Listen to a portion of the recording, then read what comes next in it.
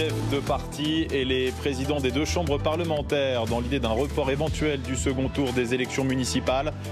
Élection prévue dimanche prochain. Des consultations par téléphone dans l'esprit d'un consensus républicain, apprend France Info auprès de Matignon. Plusieurs partis politiques, dont les Républicains, les écologistes et le Rassemblement national, réclament un tel report. Il est d'ailleurs aussi étudié en ce moment dans un conseil de défense qui se tient à l'Elysée. Les ministres autour d'Emmanuel Macron discutaient aussi la question d'un confinement plus strict de la population en France. L'Union européenne réfléchit à des moyens d'action communs aux États membres et de premières mesures vont être annoncées dans les prochaines heures, affirme l'Elysée. Des mesures aux frontières extérieures de l'UE.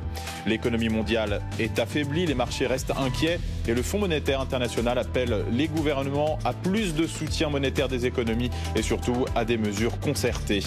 D'un point de vue médical, 1000 cas supplémentaires de coronavirus en 24 heures en Espagne.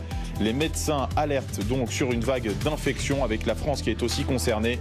Le nombre de cas double tous les 3 jours, rappellent les autorités sanitaires qui répètent leurs consignes. Rester chez soi autant que possible, limiter au maximum ses contacts avec l'extérieur et donc forcément respecter les gestes barrières. Et puisqu'il faut rester chez soi, le télétravail est à privilégier bien sûr. Ce n'est pas possible pour tout le monde. Pour les indépendants qui ne peuvent pas par exemple poursuivre leur activité, le gouvernement tente de trouver des solutions secteur par secteur. Pour l'emploi à domicile, la ministre du Travail annonce par exemple la mise en place d'un système similaire à celui du chômage partiel. France Info. Et tout est plus clair.